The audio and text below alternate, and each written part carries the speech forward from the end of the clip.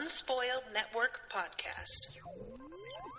This is Some Spoiled, A Song of Ice and Fire, to the co-host Witcherooney, the rereading Return to Westeros, HBO Spoiler Edition, uncut, uncensored, and too hot for TV.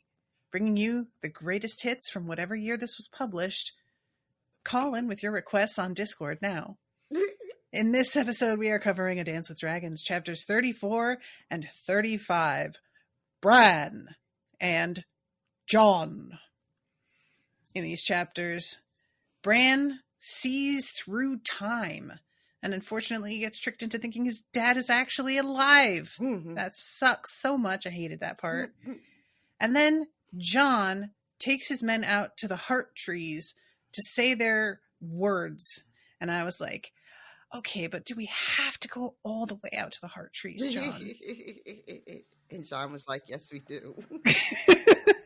Welcome to Unspoiled.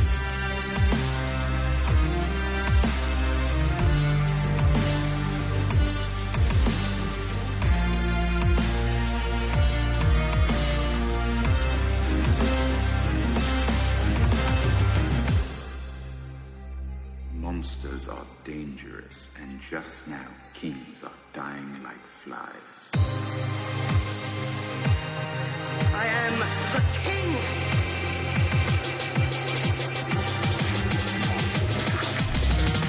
Fuck the king. Welcome to the show, everyone. I am Natasha. I'm Rashawn. All right, so these are some chapters that are like the one with Bran, especially. They got a lot of this in the show. They like did parts of this, but they didn't do it quite the same way. Mm-hmm. What did you think of all that's going on here in these weird caves and whatnot? His new life as a tree.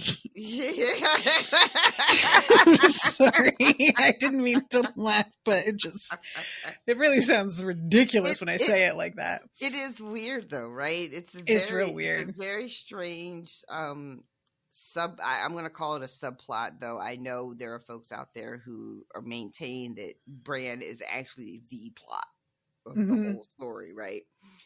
But yeah, this whole thing that's going on with Bran, we've been trudging along for what feels like forever to get here. And I have to say, some of this is pretty fucking satisfying, you guys. I'm not going to lie. I'm not going to front. Some of this, very, very intriguing. It was cool to see, like you said, the show covered a lot of this, but it was like not exactly in this particular order. But like, so it wasn't that this was new information to me, but it was cool to see how it plays out in the book. And this three-eyed raven, what is he? The three-eyed raven? Yes. This old man in the tree, y'all. Who was he? Do you want to know? Like, because thanks to Austin's Info Corner, I have a whole history right here that I can read to you. Like, yeah. So yeah, let's get into that. Let's just go ahead and get into that, because I mean, my takeaway from, especially because like a lot of this was in the show, there's just one or two lines from the three-eyed raven, and I was just like, I once had a woman I desired and a brother I loved and hated. And then the thing that Bran sees at the very end, and I don't know, who is this guy? Tell me about him. What's Austin got to say?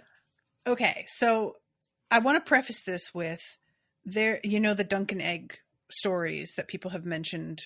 Yes. Wanting us to cover, yes. Which I do think, as much as like I understand kind of being over A Song of Ice and Fire to a degree because of George, I do think you would really enjoy those because they are a much different tone in a lot of ways to the books themselves. And what? No, go ahead. What were you going to say? I was going to say that maybe I will read them at my leisure. Rashawn is putting her foot down, I think, you guys. But there is like I had like one or two people reach out to me and be like, you may want to read those before this book, because then I was like, I don't want to read things. Like I'm not trying to do the chronological order of things, or I'm trying to give you the same experience that we got about like the reveal of information as it came out with the publishing of things. Right. That said, if Dunk and Egg was published before A Dance with Dragons, fine, sorry, but whatever. So there is some information about a lot of this that is not directly, I'm going to say, exactly relevant in Dunk and Egg, but it's like fun Easter eggs in those stories about some of the people that we know now in the main series. Oh, okay. Because Dunk and Egg takes place like, I think like 60 years before, something like that. Long enough that some people that we know who are old in the present series are like children. Mm-hmm. And so there are some people who are still alive and some who are just the ancestors of people we know. And I didn't want to kind of ruin that by telling you everything now, but I also don't think it will. I had to weigh my options here. And I also just want to explain to everybody listening who's kind of like, no, don't tell her. I want to wait to see how. I don't think it's going to matter, guys. First of all, the hint is so like, you would have to really, really know your shit to catch it in Dunk and Egg. I'm sure I will have to like point it out to Rashawn or remind her by the time we get there. And secondly, even if it weren't like by the time we get there, even I would have forgotten, I think, because we've got so much further to go in A Dance with Dragons.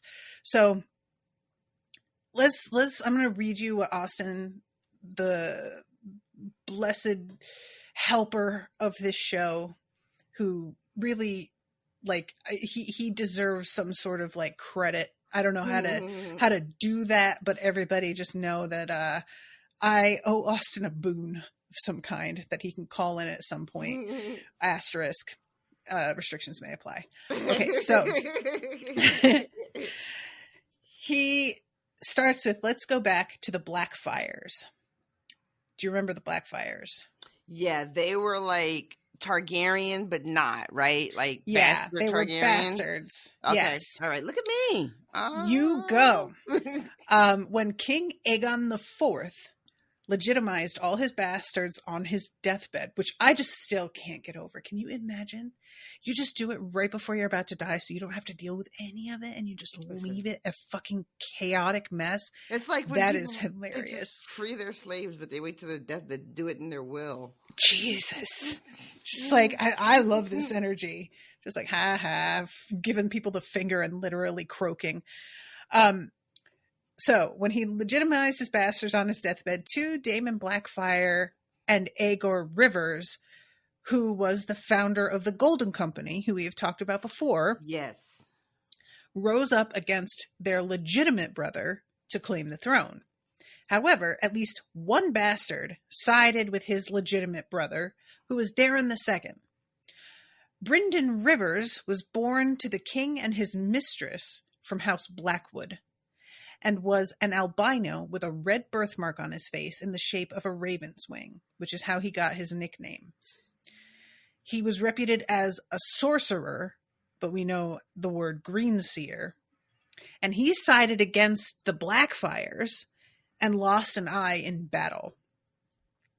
Following the rebellion, he became his half-brother's Master of Whispers, a position he continued to hold when his nephew, Aerys I, took the throne and became hand to the king under his other nephew, Maekar I, which was Maester Aemon's father.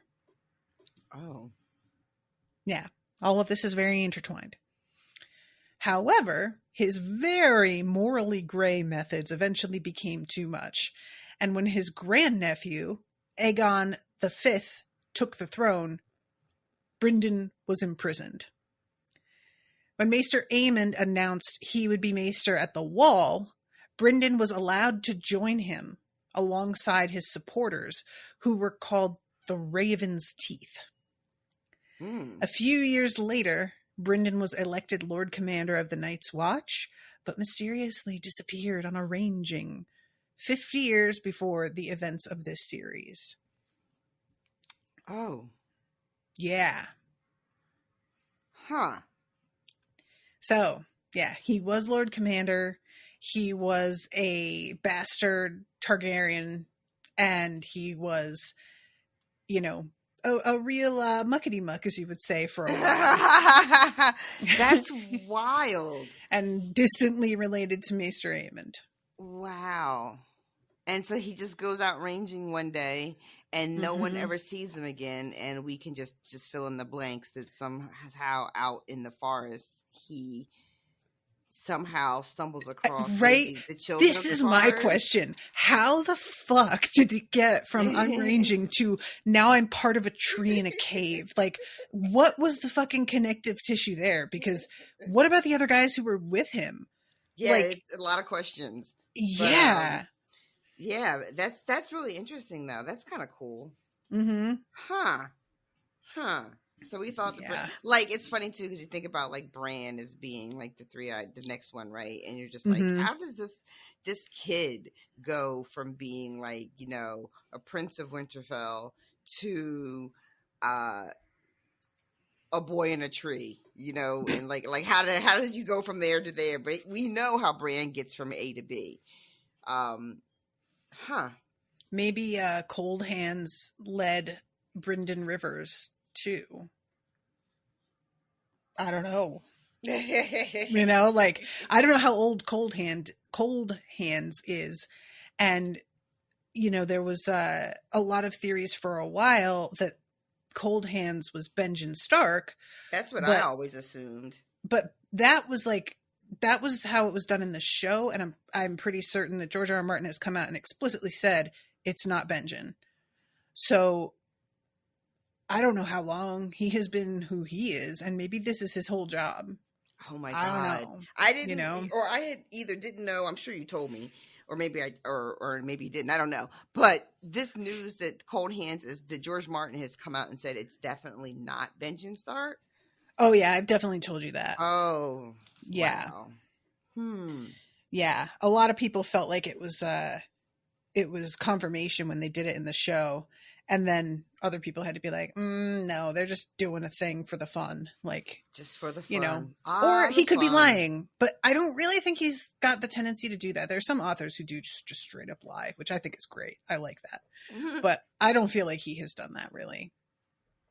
So you still think his word is worth something? Wow. Hear the bitterness. My goodness. I didn't even mean for it to come caustic. Out that biting either. Like, that was accidental. Still think his word is worth something. Fuck! Let me never let you down, because I can't take it. If that, you guys, it is so rare for me to really have like deep animosity. It's like I have a lot of surface animosity, right? For like a myriad of things, but there's not a lot of things I have a deep seated animosity for, or people even. As much as I talk a lot of shit about people, you know, fuck them and fuck them and fuck them and fuck them. In my heart of hearts, I really don't have that many fucks in my heart. But when I do, yeah. Yep, I get it. So the Bran chapter, circling back to the beginning, one of the things I want to mention that is, it's not that it's necessarily that inventive, but I really enjoyed this sort of chronicling of time with the phase of the moon. Yeah. It's really, the whole way that this is done, I feel like there's a lot of like details that help if you are paying attention or if you care to like track them, or you could just let them wash over you if you don't care, you know. But so all right, let's start at the very beginning, because there's a description of like the moon and the sun rising and setting over and over again. Eventually there's like an ice storm, and there are definitely still walkers that are like out around the entrance to the cave, but they aren't able to come inside because of magic. Right. Because magic. Because magic. And at the very least, inside the caves, it's super warm. So despite the fact that we find out later that fucking like fires and candles and torches don't stay lit, really, they are able to be comfortable, which is helpful. It's almost giving cozy. Right. Very much like, almost. There's an almost there, right? Because you're still in a cave and there are still dead things creeping around outside, and there is still a man that's part tree, and there's magic swirling, and you've got Jojen very like sullen, so the atmosphere isn't cozy, but the little environment seems like they're nestled. You know what I mean? And it's funny to think, because like the coziness on a winter day when you're inside and warm and outside it's snowing and you're safe from the cold, but then adding in like ice zombies, and that brings a whole different dimension to like inside I'm safe and warm. Like, yeah. And the fact that they're warm is such a big part of what I'm talking about.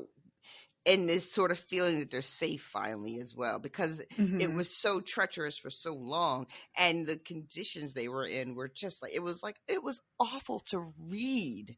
Yeah. The Bran chapters were just like endless, being cold, being wet, being hungry, being chased, and so now we're finally someplace where we can just sit for a minute and get into why we went through so much trouble to get here. And it's satisfying. I had forgotten too that Jojen did not die on their way in. That he is here with them in the caves, like chatting with Bran, because I could have sworn that he got on the way in and just sort of was like, this is where it ends for me. I don't know how I got that so wrong, but anybody listening who was just like, bitch, what the fuck? Did you even read this book? I did. I swear. Apologies. That's part of the charm of our show, is how wrong we are. Yes, that's it. That's part of the charm. And trust me, you guys, I know, like, there's another podcast that I listen to that does very unserious reviews of books. And most of the time, the reviews are of books that I have never read and do not care about. But every now and then, they pick a book that I have read and really care about. And it is the worst, because they get everything wrong all the time. And it makes me want to, like, just write these long emails to them, and I suddenly am like, oh my god, I'm turning into Song of Ice and Fire listener. I understand everybody. I'm so sorry to inflict this on you. But, I make no apologies. Yeah, like, you shouldn't, because you aren't the one that's meant to know anything. That's the point of you. That's your whole fucking thing. I was going to say, that's my whole job. Yeah. I'm the one that's supposed to know a thing, and, really, I've got Austin over here making me look like at all competent. A bitch is not, like, so appreciate everybody bearing with me on that. Apparently the first time around I had it much more together. Can you imagine trying to do like Lord of the Rings? Oh my god. Rashawn,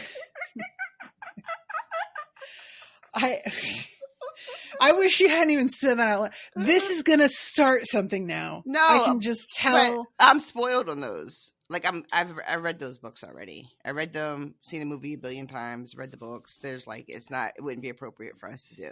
And I know we made an exception for this, but I hadn't read these books, so that was our little wiggle room. There's I know that you think saying this means that right? It's not going to be a thing now, but it can be a thing. Because I haven't read them. Like, I started them. Why would you say that out loud on the show? Because I've said it before. I have said it before. Say it right this second. Okay. Well, there it is. We're not doing Lord of the Rings, everybody. Okay. Just know this. If we ever did Lord of the Rings, it would have to be like this big crowdfunded thing. Like, I need money for it. Even then. I do love those books though. So guys, it's not that I don't love them. See, why would you say that? Now you're okay. I don't know. What are we doing? Jesus Christ. The two of us. Jesus Christ. Wow. That was all right. You know what? Moving on. So Bran, Bran. Yeah, so Leaf, who is one of the singers, they call them, because the children of the forest call themselves those who sing the song of earth. But there's one that Mira calls Leaf. And Leaf is telling Bran that, this three-eyed raven is almost at the end of his life. Like, he has barely hung on, and he's only done it so that he can, like, help the realms of men. But probably, if it hadn't been for how dire the circumstances are, you get the impression that he would have let himself go a while ago. He has been hanging on for this moment for Bran. He's been waiting for Bran, which is wild to think about. And yet she says that he has lived beyond his mortal span, and yet he's still here. He lingers. And I like to calling them singers. And there's a moment where Bran is even thinking to himself about how they shouldn't have been called the children of the forest, and maybe another name would have been more suitable. The wise men of the forest, or something like that, or the wise ones of the forest that he thinks of. And he's talking about how their stature, they're much smaller than men, but that does not make them children, he says, like, comparing like a wolf to a dire wolf, but that doesn't make the wolf a pup. And I just really enjoyed that, because there's something about the let me think what I'm trying to say here. Something about calling them the children of the forest is almost like dismissive. Infantilizing. Thank you. That's the word I wanted. It's just not very serious. Nothing to take serious. And there's a description, a physical description of them, which I kind of remember. I remember with the show, how the show had them in makeup. But they're human noids, Star Trek would say, but they're very different. They only have 3 fingers and a thumb, and they have like this nut brown skin and these really big ears and these cat-like eyes. Just very, very cool stuff in this chapter. Yeah. So this is when Jojen, like, he tells Bran that the trees are going to, like, teach him what they remember, the secrets of the old gods. And it says food and fire and rest had helped restore him after the ordeals of their journey, but he seemed sadder now, sullen, with a weary, haunted look about the eyes. And he mentions that, like, the first men knew about those truths and forgot, the ones that were in Winterfell forgot. But where we live, we're a lot closer to nature and the earth. And we remember a lot of that shit and know that, men can perish and that shit will still be there after we're gone. Yeah. Men will come and go, but all of this will still be here. It was here long before we got here, and it'll be here long after we're all gone.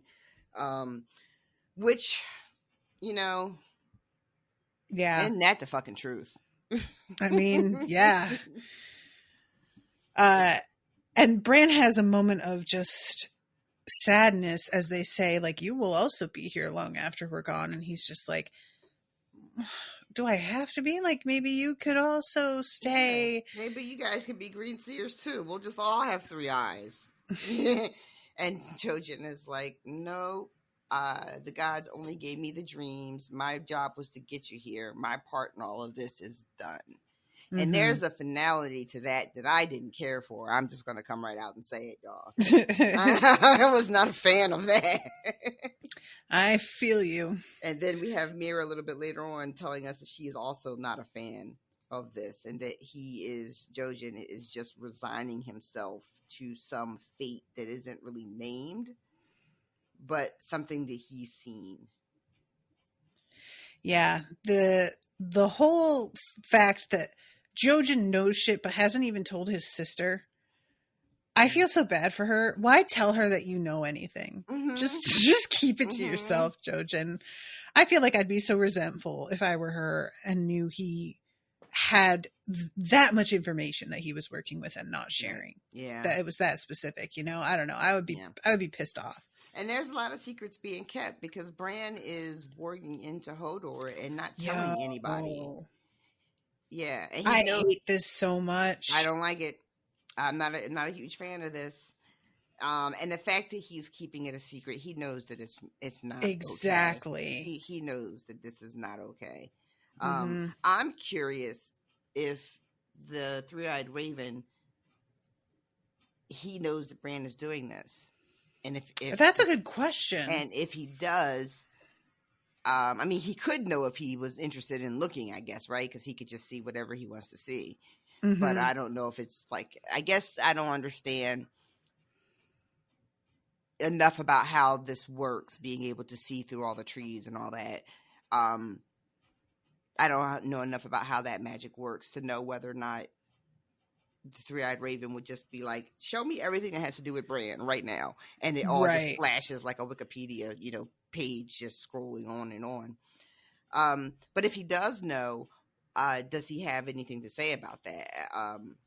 Good or bad? I'm just very curious.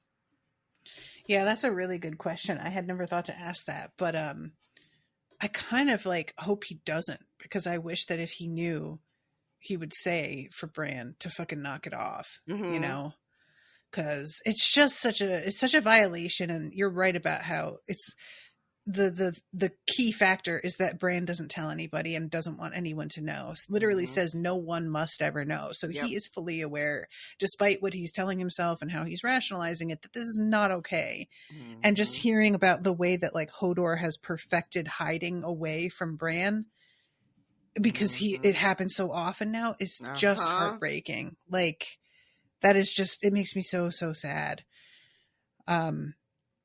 Yeah, I don't know where we're going with that, but so the singers made Bran a throne of his own, like the one Lord Brynden sat, white weirwood flecked with red dead branches woven through living roots. They placed it in the great cavern by the abyss, where the black air echoed to the sounds of running water far below.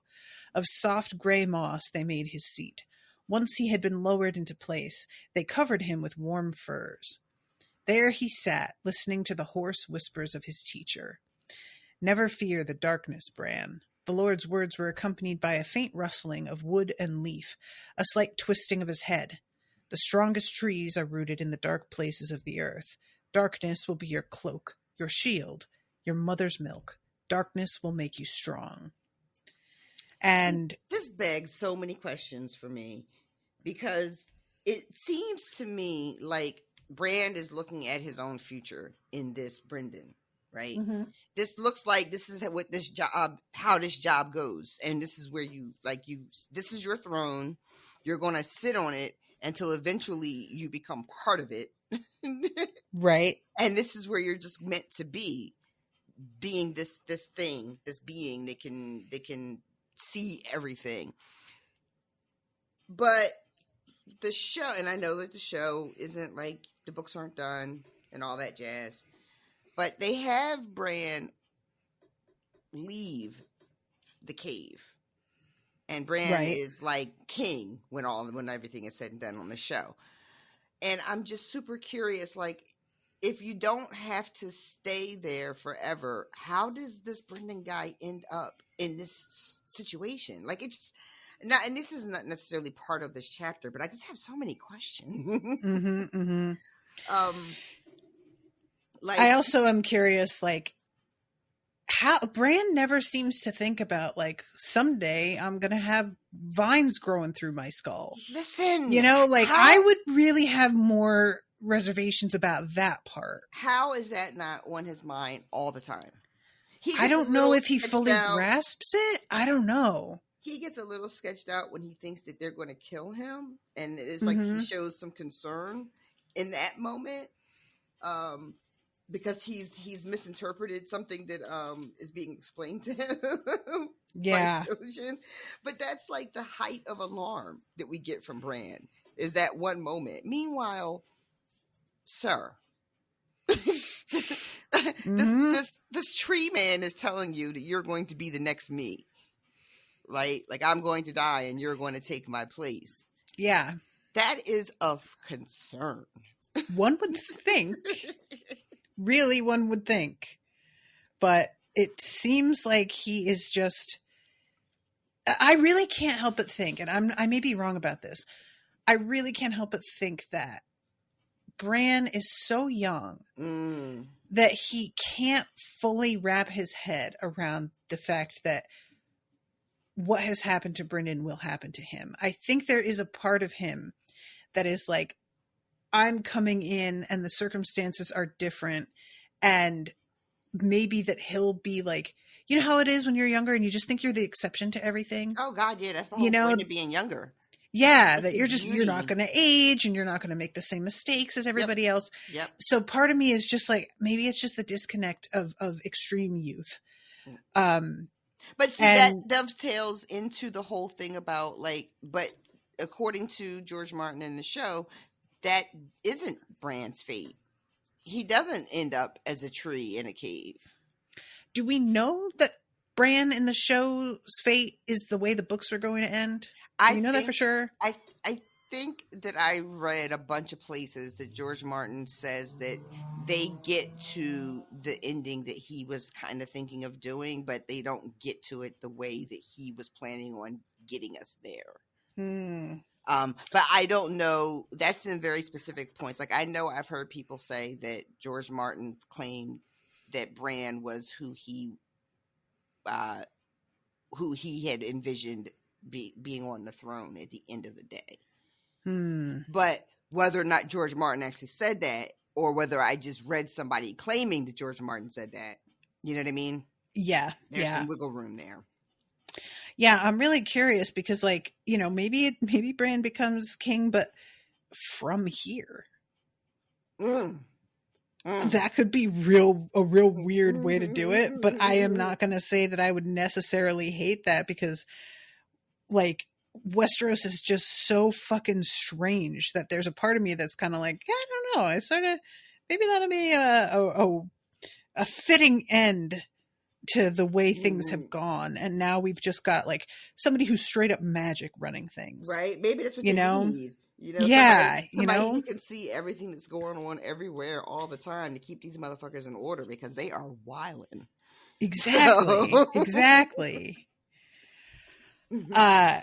So then we have him like figuring out how to get inside one of the ravens, and it takes a couple times, but finally he finds one that's like very easy for him to slip into. Oh, and there's somebody else in there. Yeah. That was somebody else is in the ravens, some girl. A woman of those who sing the song of earth, long dead, yet a part of her remains, just as a part of you would remain in summer if your boy's flesh were to die upon the morrow. A shadow on the soul. She will not harm you. Do all the birds have singers in them? All, Lord Brynden said. That's crazy. Right? It was the singers who taught the first men to send messages by raven, but in those days, the birds would speak the words. Wild. That's some Jabberjay shit. Listen, I am still reading, I'm reading that too. And that was the first thing I thought of when we got to this part. That was the For those who don't know what we're thing. referencing, that's like Hunger Games, a military weapon that wound up going awry. But yeah, I had totally forgotten that they used to just straight up speak, which I really wonder if they like had the voice of the messenger, or do they have like crow voices or raven voices? I mean, I want them to have raven voices. Oh my God, I really do. And I want them to all sound like 1920s gangsters for some reason. Oh my God. Hey, see? They're going to attack on the morrow. And it turns out that like Old Nan told Bran this at one point. So Old Nan's out here with just like straight up intel that nobody takes seriously. Because like Rob laughed at him. She has been proven right so many times on this adventure of Bran. And even not always just Bran chapters. Sometimes we'll get a little tidbit on another POV. You know, like something John will see or hear. Yep. But yeah, she's just like batting. What is a good batting average? I don't know. 100? Is that? Is that batting 100? I think that's the thing where it's like you're batting, you're getting 100% average. Well, yeah, that's almost impossible, right? But yeah, we'll say she's batting 100. Well, that's the point, because it's almost impossible. So it's a good one. No, right. Okay, that works. I'll somebody out there is just putting their head in their hands, shaking it, going, I don't know if I can keep listening to this. She's hitting the ball very well. I hope that makes it better.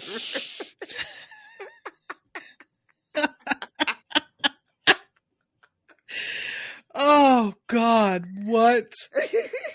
Oh, that was she's hitting the ball very well. We are grandmas talking to like grandchildren without having any of the language necessary. Oh my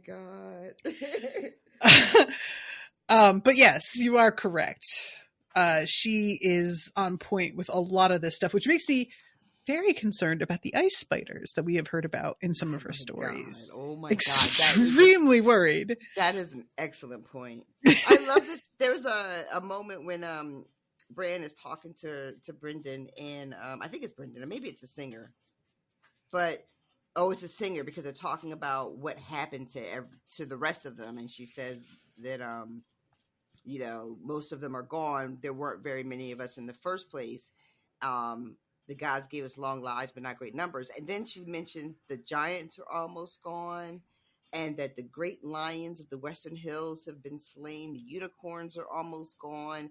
All of these incredible creatures that used to that I'm pretty sure Old Nan talked about, that are all gone now from this world. I also want to know about these great lions. Yeah, I'm super curious about that. I feel like that's got to be of the Western Hills. Is that where Castle Rock is in the west, isn't it? Which maybe that's where their sigil comes from. This is what I'm thinking right now. My brain is just wondering how far back do you have to go before these sigils start to be connected to this shit, Were they griffins? Like other mythological creatures, Ooh, how cool would that be? It would be pretty cool.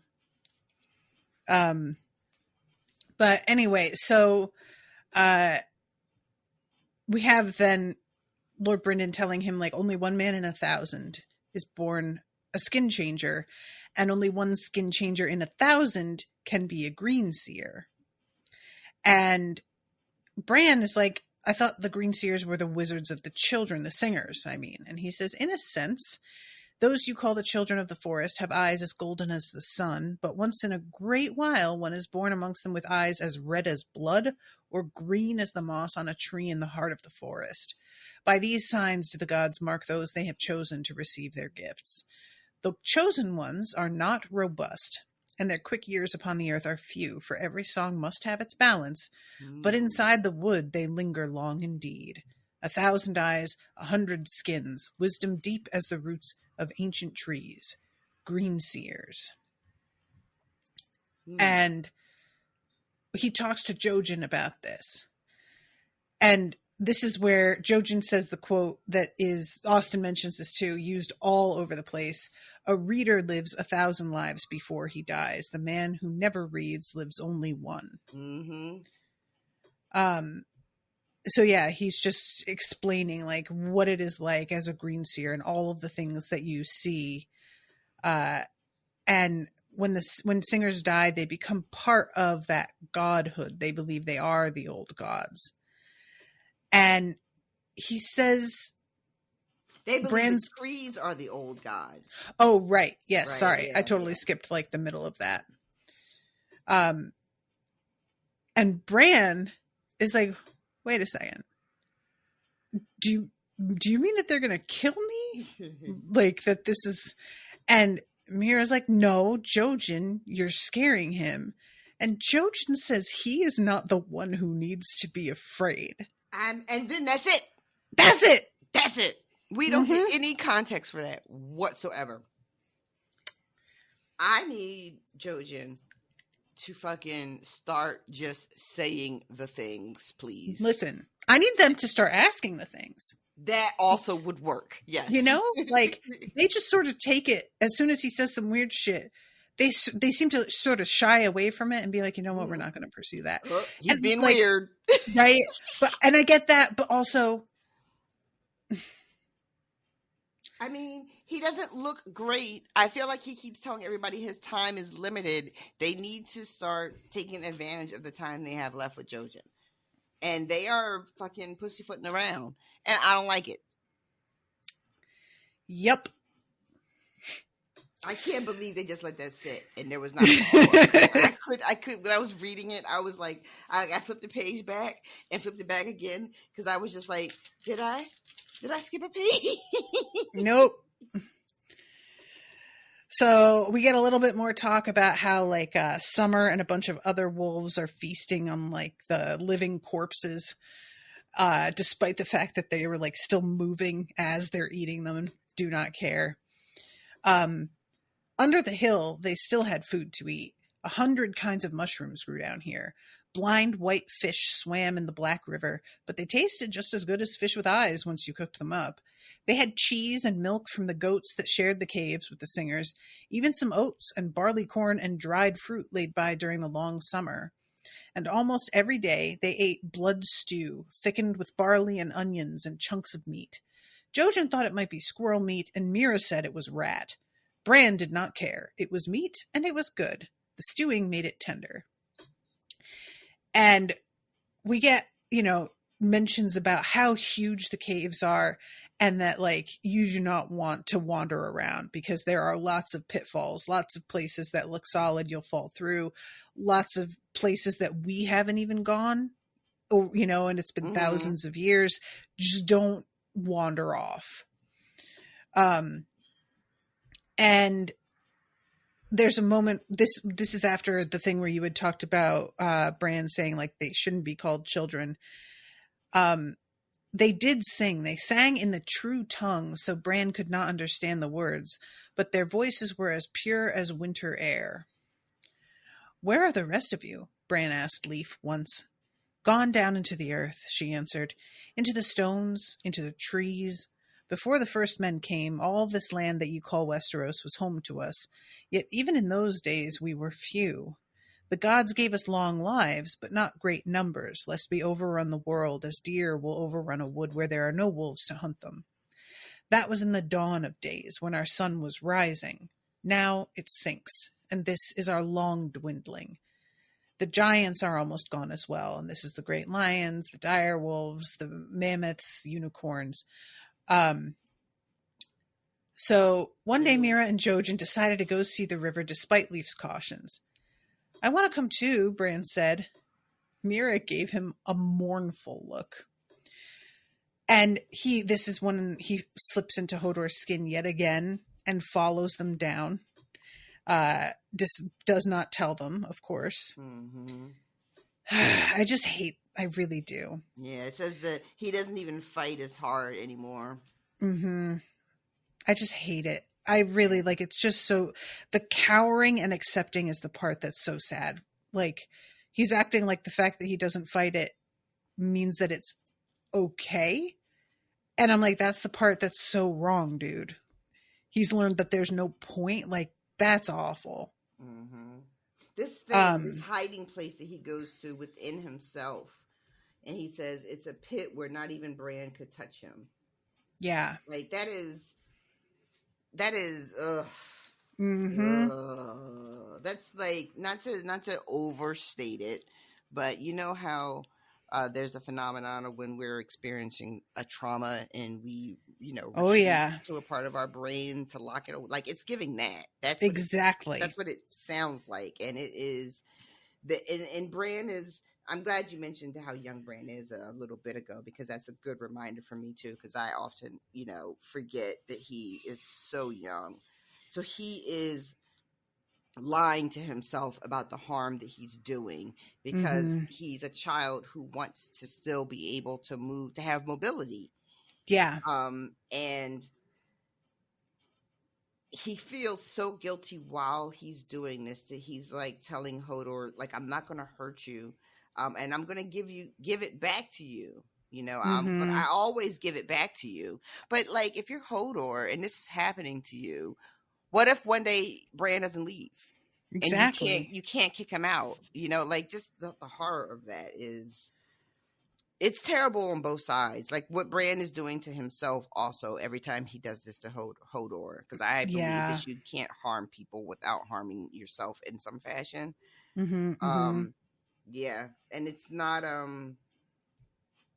or at least it hasn't been talked. This part of what Bran is doing, I feel like, not that I necessarily want to read a whole bunch about it, but I feel like it's not being talked enough about. Yeah, well, and the fact that he's not telling anybody, like, how could you talk more about it? No, You know? I mean, like Bran is not spending more time talking about thinking Oh, about what he should have said thinking about instead of talking about, because we're in Bran's POV, and I want him to be wrestling with this more than he is. that's what happens when you're pretending something's okay that you know is not, is you make yourself not think Yeah. about it too much. Yeah, that's Because otherwise true. it just begins to be something you can't escape. Yeah. And it's just like the thing that I keep, like you said, how he keeps saying, I'll give it back. And I'm like, Bran, all that's happened since you figured out that you can do this is you do it more and more. It sounds like you're doing it practically every day. Mm-hmm. So I feel like Hodor is completely justified in being really worried, because the evidence points to the fact that there is potentially going to be a point where you just decide to stay. Like, this is, you made it sound okay in like an emergency situation where they needed somebody to fight, and you went inside him to wield a sword, and that's not the case anymore. You used him to just go see caves and rivers, like just fucking sightseeing shit. You know, it's just, and he knows that if he were to say something, they would tell him to stop. But if there was like a slim chance that they were like, oh no, we think it's fine, Bran would be doing it even more. Yeah. You know? Yeah. I wonder if Jojen knows. That is very interesting. I feel like he could know. Bran is very confident that no one has any idea. He's talking about how they were not even any the wiser.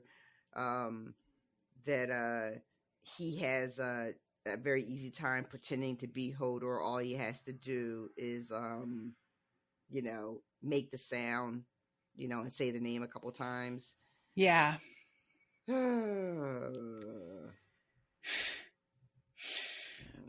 So he is sometimes in Hodor, sometimes in Summer, sometimes in the Raven. He's all over the place. And he's talking about like all of the weirwood roots that he can see. Most of them look dead to him, but as he crossed in front of them, their eyes would open and follow the light of his torch, because there's like all of these singers that are in the roots, the way that Brynden is, twined in and around their bodies. One of them opened and closed a wrinkled mouth as if he were trying to speak. Hodor, Bran said to him, and he felt the real Hodor stir down in his pit. In his pit. That's where you're, you know, dude, Jesus Christ. So, one day I will be like him, thinks Bran. So he does. I was thinking he didn't let himself think it, but he literally thinks those words. Was he doomed to lose the rest too? To spend all his years with a weirwood growing in him and through him? I was going to be a knight, Bran remembered. I used to run and climb and fight. It seemed 1,000 years ago. And he tells himself that this is going to be as good as being a knight. Or at least almost. Which, I mean, probably. Considering the way the world has treated him since he has become disabled. I can understand how this appeals. Yeah, you know, yeah. Better than what he thought it was going to be. Yeah, you know? But yeah. Meanwhile, Jojen is like becoming a lot more distant, and Mira is trying to like keep up this cheerful front a little bit. While Jojen is just wandering around alone, she sits next to the fire and chats and pets Summer, but he is out here just like going up to the edge of the cave mouth and like looking outside, despite the fact that there's a bunch of fucking undead out there. Mm-hmm. This is when Mira tells Bran that he won't even try to fight his fate. He just wants to go home. He says that the green dreams do not lie. But once again, what are the dreams? Mm-hmm. What are the dreams? And Bran remembers the quote, the only time a man can be brave is when he is afraid. His father had told him once. And he's thinking that because he's telling Mira that Jojen is being brave. And him and Mira both have a moment of just being like, you know, we thought that once we got you your three-eyed crow, now I'm wondering, like, why did we ever even come here? And they both are just like, his dreams. And then Mira's like, yeah, his basically his fucking dreams. Exactly. And she starts crying, and Bran it says that he thought about like slipping into Hodor to pat her on the back and hold her. And it says the thought made Bran feel strange. And I'm just like, oh, let it never occur to him to take Hodor over and like try to have sex with somebody. Oh. Because, you know, he's still so young that this would never have occurred to him. But there will come a day potentially, and I do not have any interest, just for the record. Yeah. I picked up a similar kind of like, not just sort of like he got like a stirring when he thinks of like having physical contact with her, with Hodor's body. But I didn't go all the way to like the idea of thinking of him as using Hodor and having sex with somebody. Like my brain didn't do all My apologies. I guess I just go to the worst possible thing. Yeah, she just gets up and runs away at this moment because she's not one to cry in front of people. And so she runs off into the darkness of the tunnels, and he can't do anything but just sort of like let her leave. Yeah. So eventually Brynden says it's time for the next step, for you to go beyond skin changing and learn what it means to be a green seer. And Leaf shows up, and she has this like bowl made of weirwood that has all of these faces carved into it. And there's this white paste with red veins running through it. And she's like, here, you've got to eat this. And Bran is like, the fuck is that? And she says, a paste of weirwood seeds. Something about the look of it made Bran feel ill. The red veins were only weirwood sap, he supposed, but in the torchlight they looked remarkably like blood. He dipped his spoon into the paste, then hesitated. Will this make me a green seer? Your blood makes you a green seer, said Lord Brynden. This will help you awaken your gifts and wed you to the trees. Bran did not want to be married to a tree, but who else would wed a broken boy like him? So he eats, and at first it's so bad that he nearly retches. But then it starts to taste good, and then it becomes unbelievably, irresistibly good. And he just starts like going for it, which is so alarming to me. That progression, you know what I mean? I hate it. That was I was trying to figure out like what's going on with that, and it just like, is it like I was trying to think of like a real world example of something, but I came up empty handed. I'm just trying to, and I'm like, well, why is it starting to taste better? Is that because he's getting closer and closer to the magic of what it's doing, and like it's opening up something new in him? Or is it just is it the seeds themselves that have that kind of power to make you, I don't know what's happening, but it was very, very strange. And then he's like, I don't feel any different. What happens next? So the three-eyed crow tells him, close your eyes and slip out of your skin like you do with summer. But instead of going into summer, go into the roots and follow them up into the trees above the earth. So he begins to do this, and then suddenly he's home. Yeah. And he sees his father sharpening ice in front of the weirwood, and he says Winterfell. And his father seems to be able to actually hear him. And I can't remember if we were ever in Ned's POV when he thinks he hears something. I really, really want to know if anybody recalls and feels like going back to check. I would love to hear about that, because this feels like the sort of thing that George would do. That he would, build this in early. Mm-hmm. But, from here, all we get is him just sort of looking around and being like, who's there?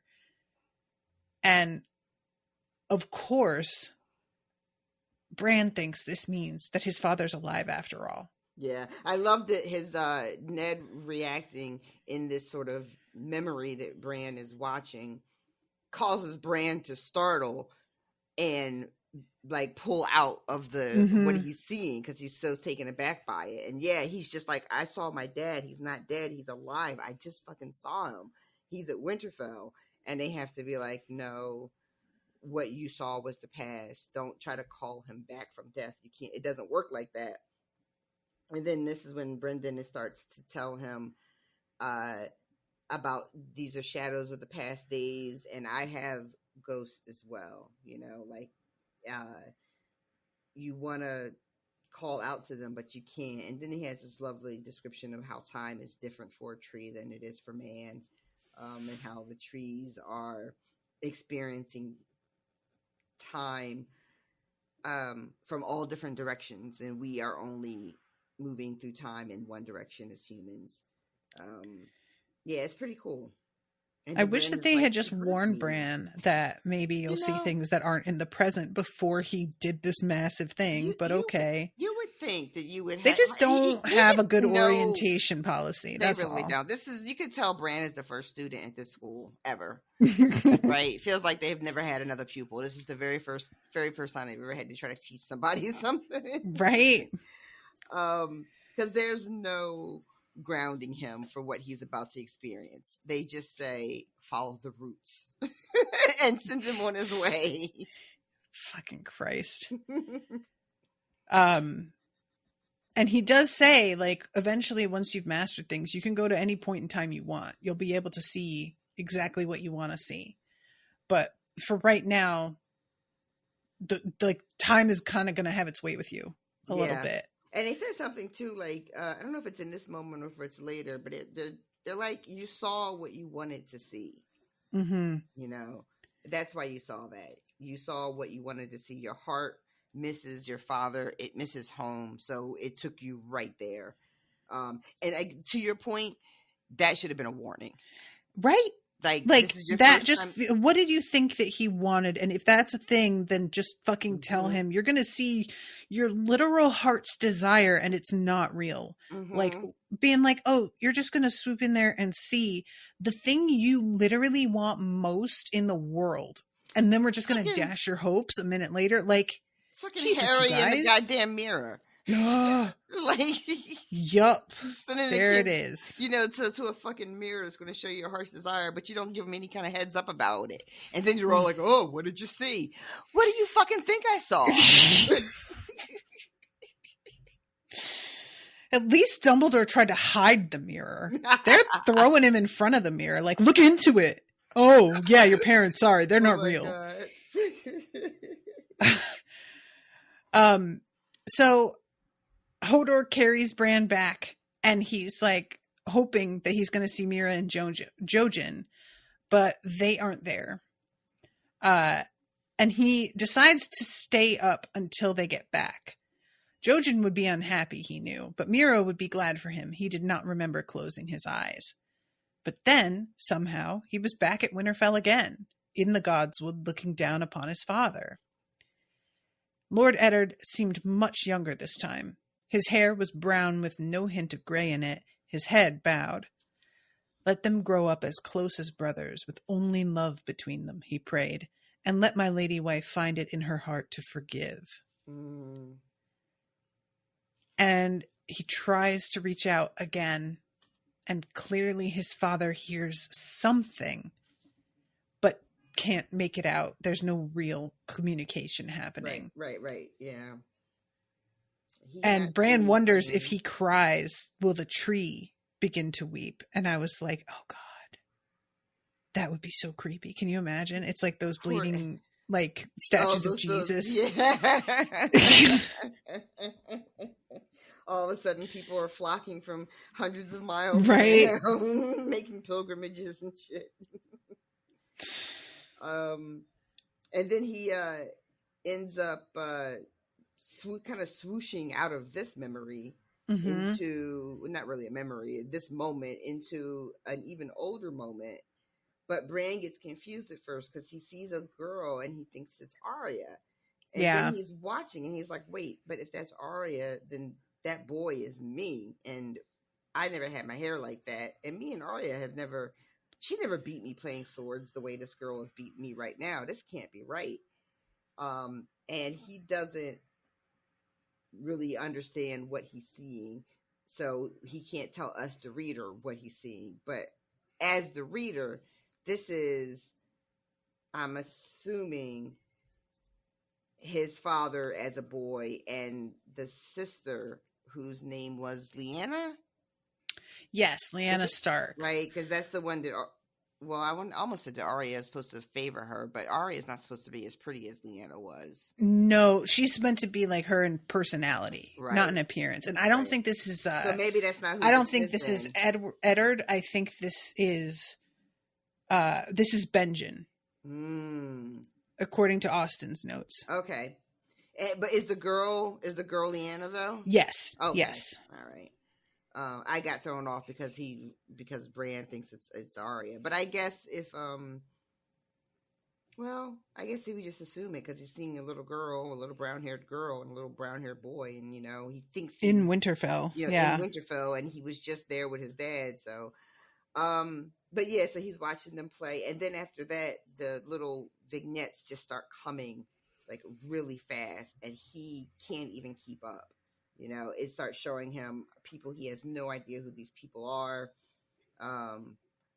There's a woman who comes out of a pool naked, begging for a son who would avenge her. Who's that? Nobody is quite sure who that is, according to Austin's notes. Okay. And then there's a girl who kisses a knight who's as tall as Hodor. That is believed to be Old Nan. Oh, no kidding. Yeah, kissing one of the characters from Dunk and Egg, actually. Oh, that's fun. And then there's a dark-eyed youth, pale and fierce, who takes off 3 branches of a tree and makes them into arrows. The tree itself is getting smaller and smaller in each vision. And then says, now the Lord's Bran Glips were tall and hard, stern men. And some of them were faces that he actually recognizes from those crypts underneath Winterfell. Wild, right? Right? Yeah. And then the last bit is a man being beheaded or being executed. It just says a bearded man forced the captive down on his knees.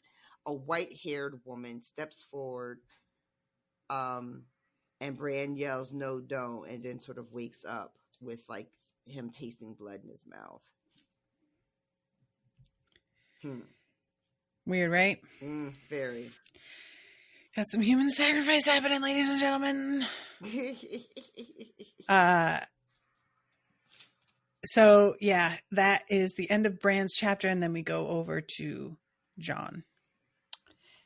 And like I said in the intro, Jon is heading out to bring the men who believe in the old gods to the Weirwood Grove to say their words. Yeah. Because it's tradition, it's respectful of their faith. The vow is not meant to mean what it should if they are not brought to the place they believe in, which makes sense. I love that these guys are all like people who opted into this faith. Like none of them are Northerners. Yeah. Yeah, I could see at this point just being like, there's like undead things out there. Maybe we had it wrong down where Yep. we are. Yep. I'm gonna side with the fucking shits If that were I with it. was at the wall, I would fucking be worshiping whatever gods were in charge up at the wall. And it would be these guys. Very much so. Real fair weather worshiper me, but I don't care. I'm gonna look out for number one, not the gods. That is me. If I move somewhere further south, then we can talk. We can have a conversation about a different god. But way up north, nah, I'm praying to the old god. So they're heading up, and there's a moment where he says, "Have Emmett assemble his recruits," he told Dolores said. "We'll want an escort. 10 rangers armed with dragon glass. I want them ready to leave within the hour. Aye, my lord, and to command? That would be me."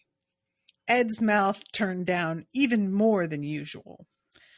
"Some might think it better if the Lord Commander stayed safe and warm south of the wall. Not that I'd say such myself, but some might." John smiled. "Some had best not say so in my presence." And then somebody does indeed say that in his presence quite shortly, actually. Almost immediately. Yeah, so this is when Ed is just like, those guys, they're not, so-and-so's from Old Town. Those other guys are from the Westlands. Like, what are you even talking about right now? Yeah.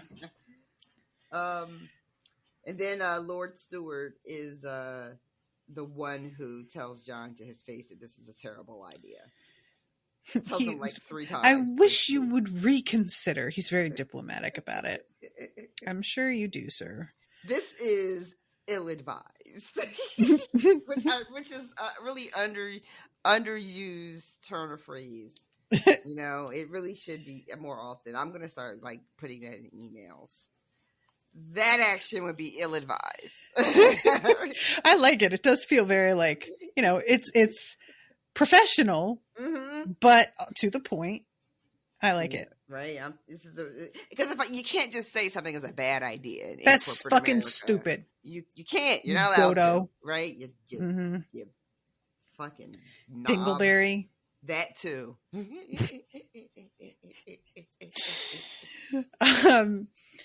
So, oh my God, with the way he says, "I promise you we shall return. Aye, my lord, but will it be as living men or heads on spears with your eyes scooped out?" Listen. You didn't need to say that, but I get it. I think you did. I think you did need to say it. And John's like, "I get you. And, I understand, but I have something they didn't." And he calls over to Ghost. And he's like, "Yeah, I guess. All right, fine." And he tells Lord Bowen, like, "You're the one who's got the wall to command right now, so I'm gonna leave it with you." They go out past the wall, and immediately Ghost smells something and takes off toward the trees. And John is just like, "All right, fine." But I was like, dude, you just told them we'll be fine because I have Ghost with me. And then Ghost just leaves like instantly. I trust Ghost to a point, but I just really felt like Ghost was kind of being uncooperative for the image that they were trying to project at the moment. Exactly. I need you like at my side because you're shoring up my whole claim here that we're all going to be okay. And then we can get out into the woods a little bit. And then maybe then you go. But like right here in front of my salad, it's like that kind of Oh God. So he mentions that all of the men with him are seasoned rangers, and they have the dragon glass, and they have war horns if they need help, and they're going to be good in a fight. But it just feels so full of dread for me, and I just. And they just had it those goes guys. A lot better than I would have expected. I'll say that. I don't know how much time has passed, but we did just have those 3 heads show back up, right? So, so yeah, it's good to be a little unnerved by this. I don't think it's unreasonable to be unnerved about this little expedition that they're on. Especially because, I mean, John's whole point about the importance of tradition and these men are swearing their lives to the wall and it's important that it's done in the way it's supposed to be done. You know, I get all that, but there's a part of me that feels like there have probably been plenty of times in the past when things were sort of dangerous and they probably had a plan B, you know. I'm sure. I genuinely wonder. I mean, maybe they didn't. Maybe every single time they make a trek out to the Grove, maybe they did for 1,000 years. I feel like there had to have been times when people just met in the hall and we're like, all right, y'all know what's going on outside. We can't go outside right now. I know that you mean like the Great Hall, but it really just sounded like the hallway, like in the castle, like they're just hanging out Just like in by the their hallway. lockers. I know that's not what you meant. It just like gave me that image. Oh, that's funny though. And then they have the 6 that are going to actually swear the words. Horse had been born and raised in Molestown. Aaron and Emric came from Fair Isle. Satin from the brothels of Old Town at the other end of Westeros. All of them were boys. Leathers and Jax were older men, well past 40, sons of the Haunted Forest, with sons and grandsons of their own. They had been 2 of the 63 wildlings who had followed Jon Snow back to the wall the day he made his appeal. So far, the only 2 to decide they wanted a black cloak. Iron Emmett said they were all ready, or as ready as they were ever going to be. He and John and Bowen Marsh had weighed each man in turn and assigned him to an order. Leathers, Jax, and Emric to the Rangers, Horse to the Builders, Aaron and Satin to the Stewards. The time had come for them to take their vows. And then we have Iron Emmett coming to him and talking about Harlot's Tower, Yeah. which is really called Harden's Tower, but apparently they call it Harlot's Tower because that's where the women are, yeah. which is super gross. So gross. I love that John is like, Harden's We're going to Tower. call it what the fuck it is. Right. Thank you. Yeah. Like just like immediately like, yeah, no, we're not doing that. You're not doing that with me anyway. Like you do that with them over there. But it is a real concern because they, you know, there are no women at the fucking wall. And now you've got a castle filled with them and there are men who don't know how to fucking act. And so there was a little bit of a ruckus the night or before or at some time previous where some men tried to get in and John says it was 3 drunken fools who mistook Hardens for a brothel. That's all it was. And Emmett is like, listen, I feel like you're underestimating this, you know, you're underselling this a bit. Yeah. You know, men are men, vows are words, and words are when. You need to have guards around the women. And John is like, and who's going to fucking guard the guards? Like, he's not wrong about that. He really isn't.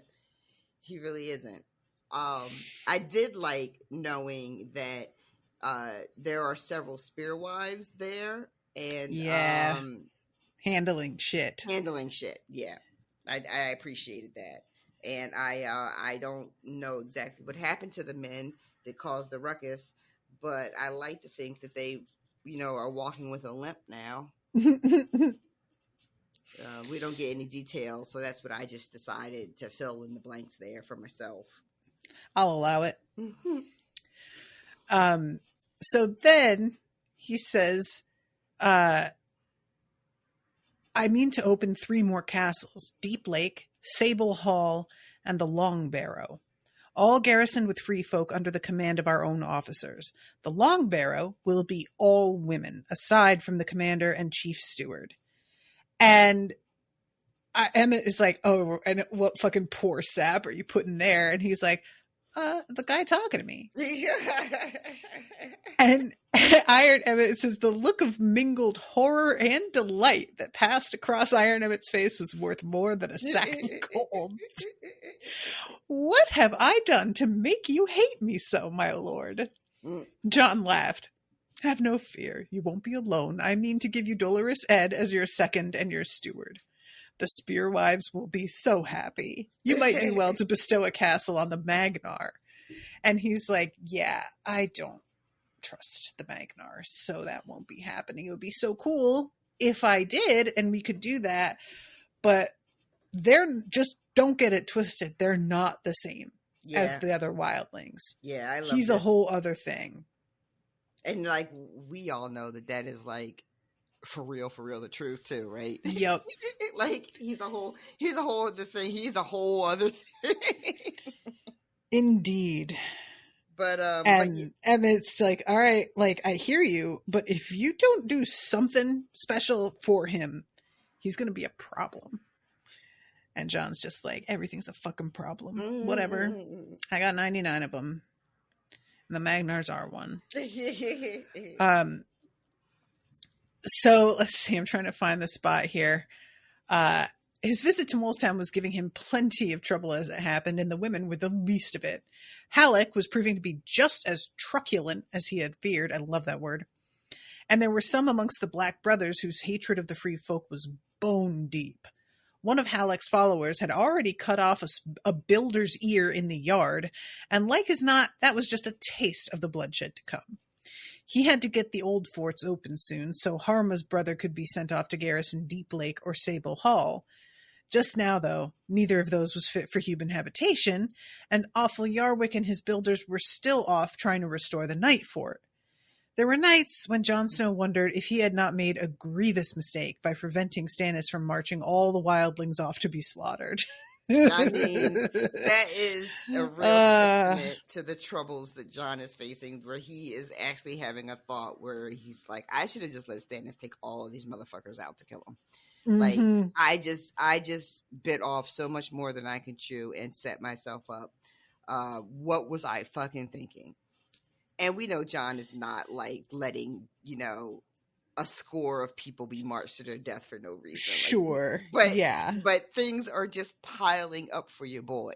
They're just, yep. He can't get a moment's peace. There's someone at every direction he turns. There's somebody telling him what he can't do, what he can't get accomplished, how much trouble something's going to be. There's not enough men. There's not enough money. There's not enough space. It's just like everywhere he looks, it's a fucking problem.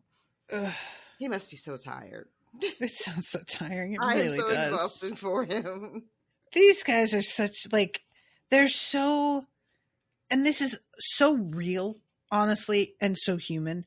But the idea that we have literal magical enemies and you guys can't overlook your bullshit to band up with these actual undead zombies. I like, y'all are having to burn your dead because of what's going on. How can you not set this shit aside? Yep. Fuck. How are we still having these fucking squabbles? Yes. When the dead are fucking not staying dead. And no one, and like, people keep forgetting that is the main threat, like, we're just so caught up in our petty fucking bullshit that we just keep forgetting that, oh, by the way, the dead aren't staying dead. Have you heard? I don't know if you've heard. It feels like they fucking haven't. It really does. It's like, I just want somebody to, like, like in the style of some of the weirdo places they went in Walking Dead, just keep a walker alive, chained up somewhere. And just every time people start to act up, point at him and be like, real enemy. That's him. Listen, see him? Doesn't Jon take 2 corpses back with him at the end of this he chapter? He does. Maybe that's his whole plan. And he doesn't, we don't know what he's doing. So maybe that's what he's fucking doing. Yeah. Maybe. With like a big show, because that would maybe calm some people the fuck down. Like, you forget what the fuck we're facing. I don't know. You better be having something planned for that, because I was like, why are you taking somebody else is like, why are we bringing bodies back? Should we be chopping them up and burning them right now? So mind your business. So he has sent somebody on ahead to, like, scout, and they get within, like, a half mile of the grove, and his scout comes back. His name is Tom Barleycorn. Yes, it is. I love it. And he thinks he can smell him before he sees him. And then he's sort of like, I wonder if, is that me or is that Ghost? And it's really interesting to me that even awake, there is that connection that he can't, Ghost turns out to be right there. Yeah. But, he has been usually unable to do that and now it's just a waking and sleeping thing. Listen, damn. The magic is magicking. It's magicking hard. I feel like, if somebody were paying attention to all the various signs. Somebody. Somewhere. We've got like a lot of different people paying attention to different signs, between Quaith and fucking Melisandre and the Three-Eyed Raven. I need them to get on a Zoom. Listen, there is such a there's so much about these books that if Zoom exists would just be resolved instantly. If there is something to be said for the modern era. I know a lot of people lament the internet and the things it's done and turned into, and that's true also. But the way in which information can be instantly sent is such a huge leg up over everything else, in my opinion. It's true. How short would these books be? I think about that a lot. So he tells them, I saw 9 wildlings. And there were no guards that I saw. Some of them might be dead, and they mostly seem to be women. But there is a giant. So watch out for that. I just wanted to make sure I included that. Yeah. That's what I should mention. I like that he doesn't lead with it too. It's yes. Just by the way, I just thought of it, but you probably would want to know this. Yeah, wow. And they have a fire going, which this Tom Barleycorn is like, oh, fools. But it really is an indication that these people are not worried about being found by other humans. Yeah. Right? Like, they're not worried about what, like, Men of the Night's Watch might roll up on them. That is not their concern. Not at all. Yeah, the fact that they are so, like, it turns out that they should be more worried because the way that they get rolled up on, but also there would be a part of me noting how unconcerned they seem that would be like, all right, is there another thing going on that I can't see? Like, is there somebody? And I am assuming their whole assumption is like, we have a giant, we don't need to worry. But the giant's passed out evidently and not helpful when it comes right down to it. One of these old men says, we came to where the trees are, to the Godswood, because it was as good a place to die as any. Truly. Grim. Like these people are, resignation has set in at this point. When you say I'm over it, this is the picture. Literally sitting around in the sacred grove going, let death take me. So they close in, and it's also like fucking night is falling. At one point when John's talking to Bowen and he's like, it's not that far a ride, it's like 2 hours. I was like, Jesus, I thought you were going to say like 45 minutes, 2 hours. Listen, but Austin shared in the group a picture. Oh my God, I know what you're about to talk about. These fucking, the horses in these books are like basically just a little bit bigger than ponies. And that has changed literally everything about how I am reading these books now. I just need y'all to know that. I meant to say that at the very beginning of this episode. Every time they mount up, I just giggle now. I hope you're happy, Austin. Now our heroes are made fools. Would it help if I mentioned that all of our heroes are probably 6 inches shorter than the average man also? I thought about that immediately too, right? I'm like, everybody is so much smaller than what we think of, as being like a 6'4" strapping. Isn't fucking the actor to play Jon Snow like teeny tiny? He's like 5'6", I think. Oh, I love that height on a man. That's my height. I do stand a short king. I think about that all the time, both how large I am in height and also width. And going back in time, that people would just be like, whoa, running across me. Feel like I would really command some attention. And also the fact that if I was like, yes, I'm 39 years old, they'd be like, the fuck you are. Because probably 39-year-olds look like they're about 80. So at least I had that going for me. That is such I don't think I've ever considered that, like, time travel in that specific way before, right? Like what I would look like, how my person would be received, like it's just literally never occurs to me. I think about it all the time, like the combo of like looking a lot younger than someone my age in that era, and also that I've got like decent skin and good teeth. Like the advantages, I feel like, would probably outweigh, pun intended, would I be really tall? My weight. Oh yeah, girl. What are you, like 5'8"? 5'8.5". Yeah. Yeah. I'd you'd be huge. Like a giant. Yep. I feel like I'd have a lot of dudes being like, "Look, she's fat, but she's healthy looking, though. I might need some of that." Kids. Yeah. And then I would die.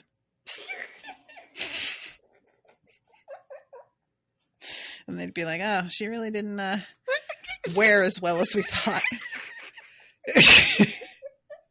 Well, that's disappointing. Yep. If you die after the first kid. The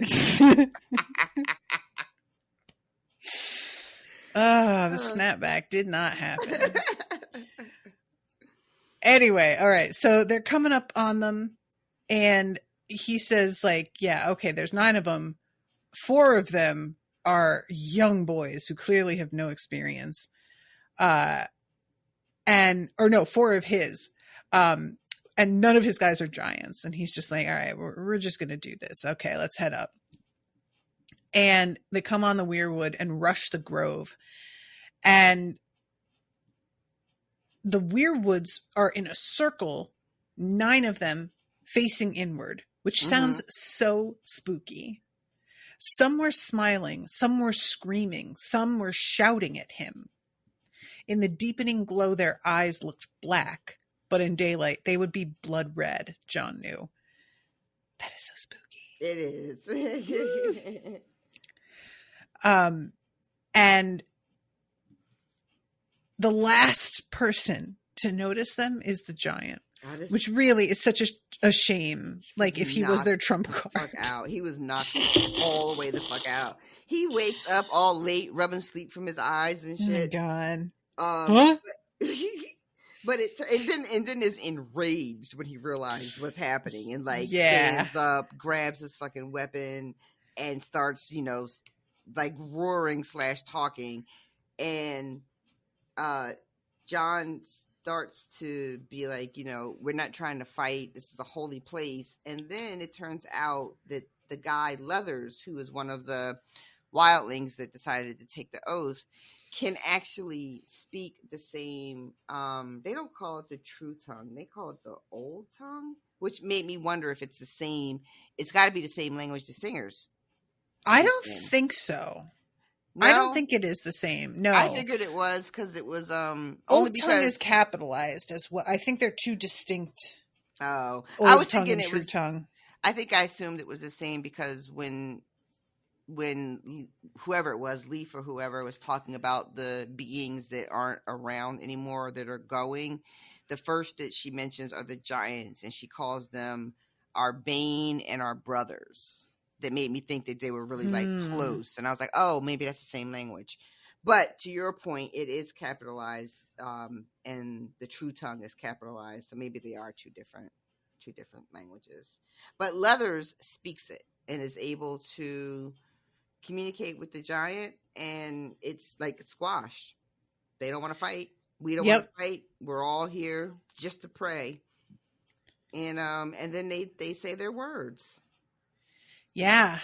I love that. Everybody's like, because John saying it's a sacred place and just demonstrating some respect, I feel like is just a huge factor, in them all just being like, oh, okay. So he is going to treat this place the way it should be treated instead of being like, it just, he could easily have been like, well, we have the advantage, kill them all. Yeah. And I know that it's like literally the bars on the floor, but so. and he does like make that calculation too in his head, right? Like we could take this group, even with the giant, like we could take them. We would suffer some losses, but we could take it.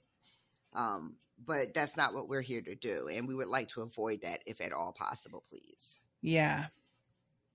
And then they're like, John is like, you can come back with us to the wall if you want. Why didn't you go there for shelter? And one of the women is just like, we heard y'all was burning people. Every single one, even the ones that said the words, you burned all of them. And he's like, fucking Melisandre, Jesus Christ. She's ruining our whole reputation. She is, sir. And, I mean, they say even Mance himself, and I was like, ooh, and he can't like say that didn't happen, even though he sure can't. Oh, that sucks. He just has to be like, well, that was different. And when he says, you have my word, and they're like, yeah, and who the fuck are you? He's like, I am the Lord Commander. So I think that says it. Let's go. I love in this universe, there's no way to really like prove who you are a lot of the time. True. You're just out here saying shit, and people are like, just believing you because you said it. He could literally be anybody. Look, even in this day where you do have to prove who you are, True. Sometimes people don't make you prove who you are. Listen, sometimes you do a 50-part TikTok. Sometimes you have to learn some hard lessons about doing background checks before you put somebody on your mortgage. Well, I guess she didn't do that, but Risa Tease to everybody. Go check it out if you don't know already.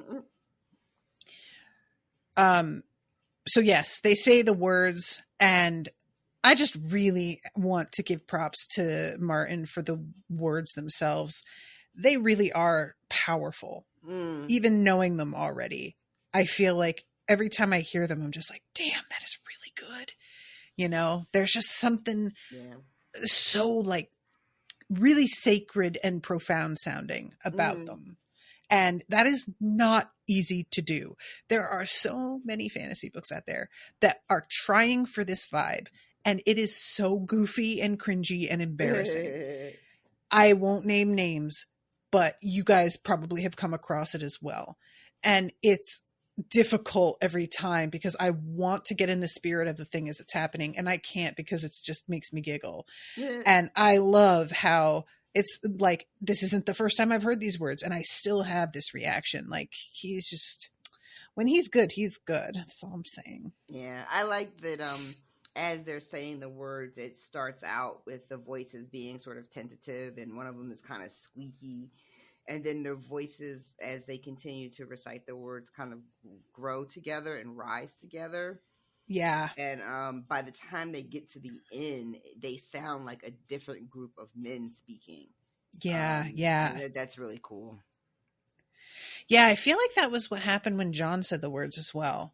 Like, it almost feels to me like there's a suggestion that the words themselves have genuine power over the speakers. You know what I mean? It does feel, and they can. I mean, if you guys, my experience would be like a religious experience, and I'm sure there are other examples. But you know how when you are in, I'm trying to think. Certain churches will have like certain like call and response things, or there might be a certain scripture that you repeat, weekly. My church has one thing. Well, my family's church has one thing that they say every service, no matter what church you go to. and you just know it by heart, and there's something about saying it like with a room full of people and you're all saying the same thing with the same sort of intention of it. Yeah. And there is a sort of magic in it, you know. Definitely. Yeah, and this feels very much like that. It makes me think of like the performances of the Haka as well that I have seen. You know, the room can be just like very light and cheery. That's a friggin' wedding. Everybody's in a great mood. And then they begin the Haka and the whole energy changes. And it's just like this rising, you know, and I feel it just looking on a screen, you know, and I'm just like, wow, what must it be like in that room with that, you know? They bring me to tears every time I watch a video. I know. It brings me to tears every single time. It does not matter where it's being performed. There is something that is so powerful. It jumps through the screen. A culture that is like not my own, people that I do not know, and I will have tears in my eyes every single time. 100%. So at this point, he takes the corpses, and Emmett's like, they are really going to slow us down. Can't we just chop them up and burn them? And John's like, I have something that I want to do with these. And also like the way that they have to, the woman rode double with Rory, her son with Tom Barleycorn, the old men with Horse and Sen. The Then was frightened of the horses, however, and preferred to limp along despite his wounds. The Hornfoot man could not sit a saddle and had to be tied over the back of a garron like a sack of grain. So too the pale-faced crone with the stick-thin limbs, whom they had not been able to rouse. This bitch didn't even wake up. And meanwhile, this giant is slowing this whole operation down. Oh my God. This motherfucker is lumbering. And stopping to just bash trees and get the snow off. Like, it's making me think of taking a walk with Pippin and how he has to stop every 2.5 feet to sniff very purposefully. And just, you know, ensure that whatever he's sniffing isn't going to be a danger before we proceed. Like, can we just fucking get a move on here? Also, the fact that this fucking giant probably could carry somebody. Listen. But does he make himself useful? No. Not even a little bit. Not only is he not making himself useful, he is actively making himself a pain in the ass. Exactly. I have to assume that that's like, you know what? Fuck you guys. I'll come, but I'm not going to like what it. What was the name of the giant on the show that they brought into the wall? Did he had a name? Do you remember what it was? One? Yes, that was his name.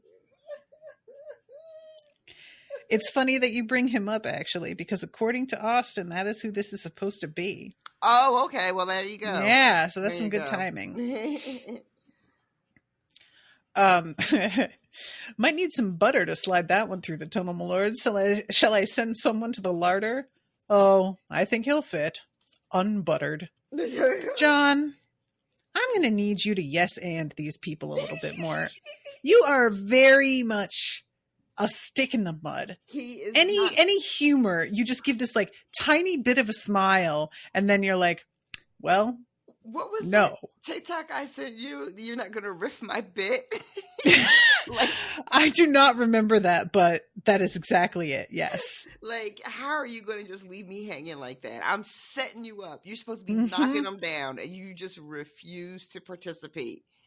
What do you mean you're not gonna riff my bit? Like, you know, this is what I was saying before, of just like every time even things that are good are happening, he's just thinking to himself, well, they're not thinking about how tomorrow we're going to be dead. Like, he can't like lighten up for a moment. And I respect taking this responsibility really seriously. Like, at one point he's thinking about how the name of every man with him is engraved on his heart, because that is how real and how much he acknowledges the risk he's taking bringing them out here. I appreciate that about him. I don't want him to seem cavalier, but you can chill a little every now and then and still be responsible. The and stress he just of it all. There's no room. There's no room. And he's like thinking of Egret a lot throughout this chapter. Yeah. And I just like, the loss of her has really informed, you know, him. Like this sort of like the you know nothing refrain that's in his brain all the time Yep. And this sort of like, I think it really does hang over him. Like, he fucked that up. You know, Yeah. if he had been better or smarter or quicker or more thorough or an endless number of things he could have, should have, would have been, that things would have been different, you know? Mm-hmm. So he just takes everything so serious now, almost like he is punishing himself for not somehow being serious enough in the past, even though he's always been like this. That's a good point. I didn't really think about, like, maybe he's more serious because he just, you know, he feels like, I have learned from that that carefree boy I used to be. No, you weren't, but okay. You were never, but okay, that's how you look back on it. But yeah, I do think that that's a little bit of what's happening with him. And then again, like, you know, talking about Bran, like it stands with Jon as well. So fucking young. Yeah, You know? true. It's like, it's super easy to forget how young he is, with all of this responsibility on his shoulders. And he, you know, he finally gets all these people back home or back to the wall. And what's waiting for him? This fucking letter from Stannis talking about, one, how great his plan was and how his plan fucking worked. Though I don't remember reading a thank you in that bitch anywhere. He can't acknowledge that it came from Jon. That's King's rules. You've got to always act like your idea was your idea. That's, you know what, that is, you call it King's rules? King's rules. I really believe that. You know, this is like, this is, you know, I'm not trying to shit talk Beyonce, but I will acknowledge that there have been some accusations made about the fact that, like, she claimed to have written certain things during interviews that it turned out she had not written. But the thing is, I fully believe that she was told by her managers and whoever that she should handle it that way, because nobody wants to hear about Tom Dillinger, I made that up, who lives, you know, in Oakdale, who contributed the main verses. They want to hear about Beyonce writing the thing. Mm-hmm. That's the game. That's how it's played. And I'm just, I have a hard time, like, being mad about it a lot of the time. It's a different situation than, say, J-Lo, who, like, stole voices and evidently tries to act like she didn't know, like she just thought she could sing and wasn't aware, which I don't, like, how do you even think that?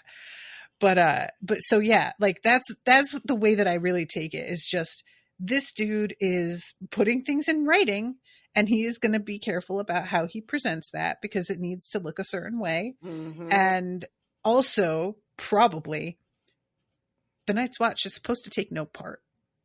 And it might be him doing Jon a favor. That's the important part right there. Is just that, making sure that nobody can be like, it says here you know, gave really good advice. I like that there is a mention of the daughter from Bear Island. Yes, that's a fun little thing there. And but this letter also is signed in a different hand. And I guess that's not unusual, right? Like, you can have your maester or whoever write out the letter, and then you come and you sign it. Yeah. So, because that is not unusual, the fact that it's so explicitly stated made me think, okay, why am I? But why? Well, like, why are you pointing it out to me in this instance that it's signed in a different hand?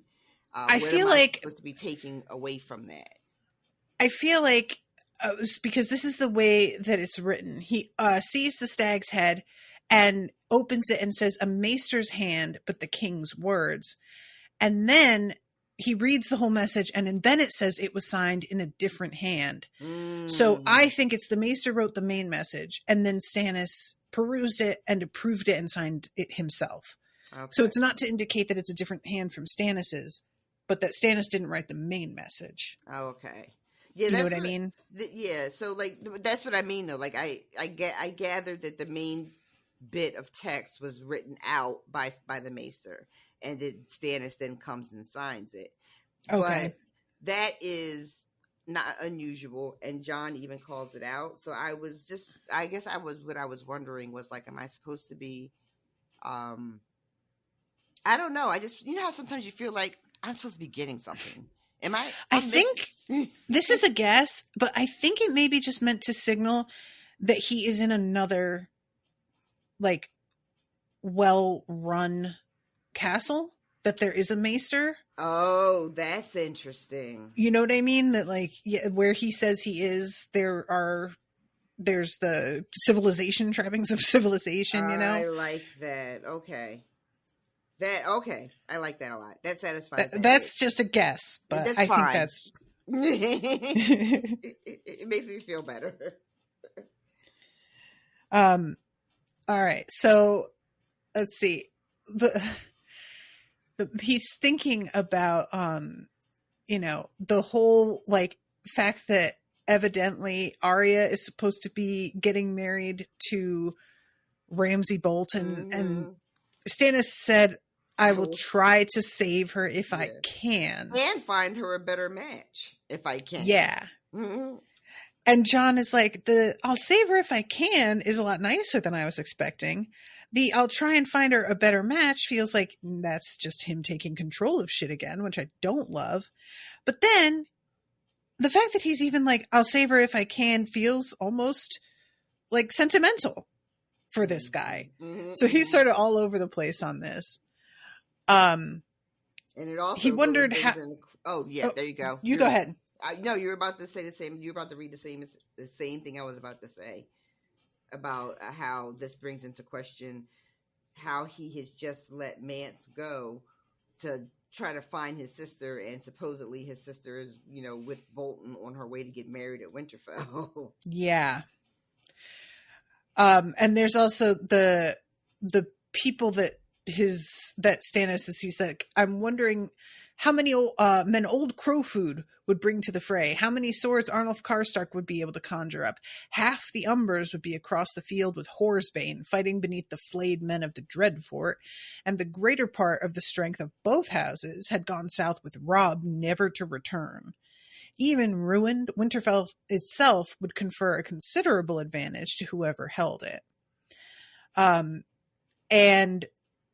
he says, I'm wondering if Robert were still alive, would he have just gone straight to Winterfell and tried to like take it over? I think that would have probably been his move. And there's almost a wistfulness. Like, I wish Stannis would do this, but he's like, yeah, I don't think that's happening. He should do it fast or not do it. But he's not in a position to really give advice here. Yeah. And again, in writing. What if Bolton never had his sister? The wedding could well be just some ruse to lure Stannis into a trap.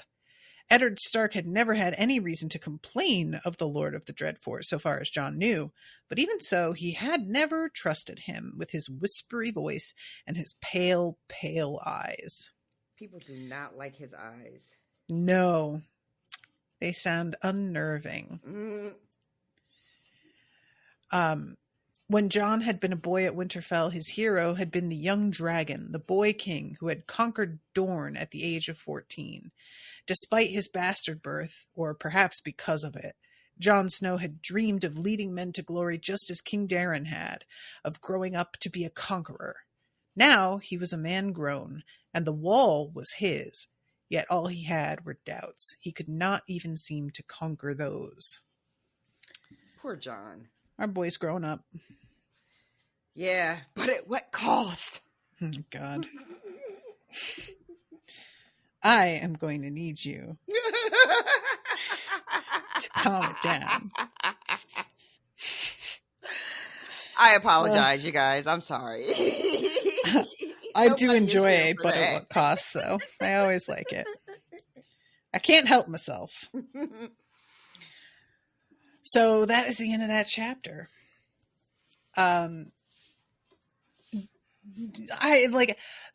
There's so many times where I want to ask, like, do you have any predictions? But I know it's like a weird thing to be asking because of you having seen the show. Mm-hmm.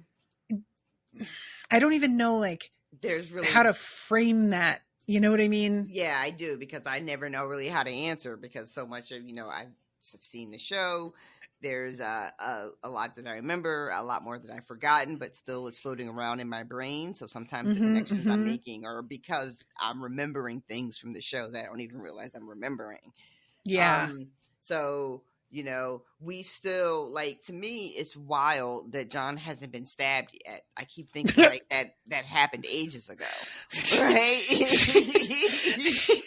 I know that what you mean is that because it happens eventually in the show, but it really sounds like you're saying his behavior has been so inexcusable that I cannot believe nobody has stabbed this guy yet. Stabbed this motherfucker yet. Exactly.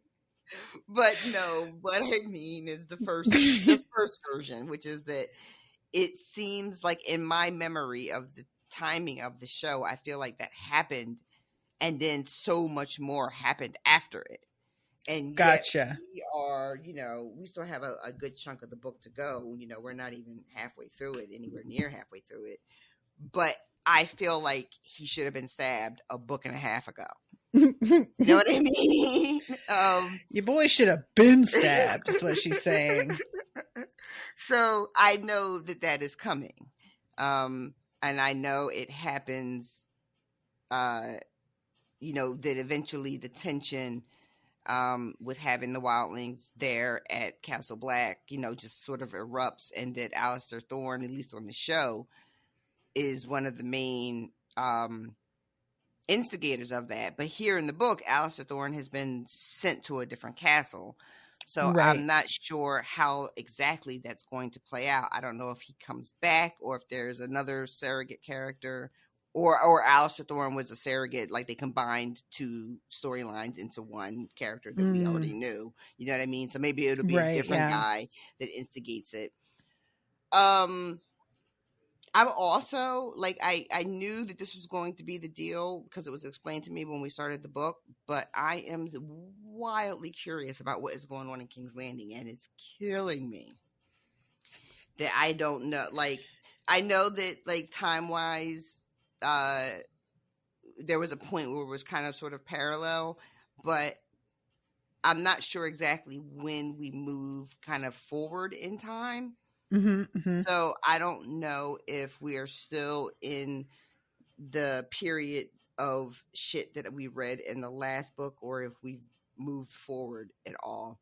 But it's just really weird to, like, for them to be so completely absent. Cersei and Jaime and Brienne and Peter and Sansa, like, it's so strange for them to just not be around. Even though I knew that coming into this book, I keep expecting to flip and suddenly have a Cersei chapter. You know what I mean? Or, you know what I mean? So it's just, it's very, very strange. This whole process has been strange because of my exposure to the TV show. But this book in particular has been very, very, very strange to read. And it makes it very difficult to make predictions because, again, it's running parallel to the last book. So there are bits and pieces of information that filtered through in the last book that I may not have clocked, right? Right. Until I'm reading something now, and then I'll be like, oh, wait, we did get a snippet of that, didn't we? There was a raven about some things, some goings-ons, in this part of the world. So it's a very bizarre, surreal sort of experience doing this series and then doing this book.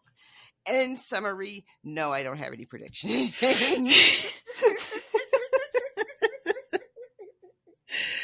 Well, and I appreciate you saying about, like, the experience of it, because that's part of the reason that I didn't want to read it in the, like, order of events, the way that some people had suggested, where you intercut the two books. One, it was going to complicate things too much, but also I really wanted you to see what the reading experience was like for most of us, because it is really strange. I have never come across another book that like is the divided in the way these last two books are. And I'm sure they're out there, but usually you hear about a book that's been too long and split in half, and they just find a place in the plot to break it in half. They don't like That parse is out what the a two normal person chapters. does. Yeah, it's just like, it's very weird. So I can't believe still his am editors not let him really get it. sure Like, whether that was the way to move it or not. Like, it's wild to me that they agreed to do this, and I guess it has to be built on the fact that the books were just so successful that by the time he got here, they were just like, fuck it, do whatever you got to do, we need a book out. Like, whatever you want to do, George, you want to split it up like this, fine, just fucking do it. Yeah. And that he had enough sway to be able to say, this is how I want to do it. Because, this is a pretty big publisher to put these books out. And his editor must have been going crazy. That's all I can say. His editor must have been either editor was nightmare. going crazy, or he was so like famous and so influential that his editor was like, fine, whatever you want to do, dude. Just exactly. Whatever. Yeah, that's what I think probably must have happened. That's my suspicion. They were all like bestsellers even before the TV show, right? These books all did really well. So even though I had never heard of any of them. All right. So before we wrap it up, oh no. There it is. I pressed the button. Oh my God, you guys, that was so delayed. I'm going to see how long it takes for this one now. I pressed it. There it is. Yeah. That's really correct, because like, guys, that was, I didn't press it again. Oh, this is nonsense. Jesus Christ. I don't know if I'm even going to cut in the sound effects part on this episode. You guys, that was terrible. Anyway, those of you listening whose names I'm about to read, I mean you the exact same respect as anybody that I would play the air horn for. I'm not going to play it though, because evidently it's just going to step all over me. So we've got Ms. Washburney, Jess Rydecki, Sally Butlin, Sean Golly, Brian Leo, Diana Wick, Michael Chilson, and Sarah Eddy. Got a bunch of new patrons. Yay. Thank you guys so much. Really excited to have you with us. Hope you're enjoying the content and everything. And yeah, I am just really, thank you guys so much. The support it means a lot. It's literally keeping us afloat. And I have been told about a new thing that's going to be starting with Spreaker soon, which is called Supporters, I think is the name of it.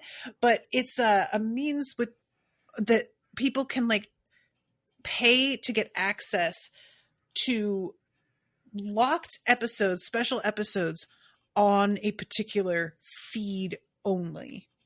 So this is something that people have been asking for on Patreon. And understandably, that's probably a really complicated thing to impart on Patreon, because that's like basically totally restructuring the whole subscription model that they're doing. But on Patreon, you subscribe and you get access to everything that I offer that is patrons only. But the way it looks like it's going to work on Spreaker is that I will be able to enable the supporters level only on Song of Ice and Fire or only on Hunger Games. And there have been people in the past who were like, you do so much posting. I just want to like get updates for the Hunger Games only. Is there a way to do that? And there isn't. And if you are somebody who's just like, Patreon's overwhelming, I would love to pledge, but it's just too much, this may be of interest to you. So I'm looking into seeing how this works. It's brand new. So I won't just enable it, because I have to figure out exactly what can be shielded and what can't. But I wanted to put it out there and see what the interest was. If anybody listening is like, oh, thank God, I've been looking for this. I don't know how many people out there actually, care that much. It might be just easier for me to focus all my energy on Patreon. but I like having options. You know, it's a nice, hurts. Exactly. You know, there are plenty of people who just don't want to fuck with Patreon for reasons. Mm-hmm. And maybe they also just want options. So just putting it out there. Anybody listening, leave a comment, post in the Discord. Let me know what you think. And I think otherwise that's going to be it. So kiddos. I actually just wanted to mention, I said Go this ahead. on, I think I said it on the Hunger Games. I wanted to thank everybody who sent me a little shout out or a little token of affection for my birthday, which was last week. I also owe several people a very belated thank you because a couple of months ago, I had a little bit of a rough patch. This whole fucking year, a little bit of a rough patch. Yeah, Fuck, guys. it has been, I don't even want to talk about it. But all that to say, after the call went out a couple months ago, I stopped checking certain pay apps because I thought we were done. Like, you know, people who helped who could, and then we were done. And then Natasha was like, hey, did you get anything for your birthday? And I went to look and I had birthday presents, but I also had other presents from people from like months ago that was after the initial sort of push that I never saw and that I never like accepted. So to those of you, I tried to reply to the messages as they came in. Thank you. I'm so sorry it took me so long to see it and to acknowledge it. I didn't know we were still doing that. I'm just not I didn't know. It never occurred to me to go back and check. Like not even, it didn't occur to me to check for my birthday. If Natasha had not said anything, that shit would still be sitting there.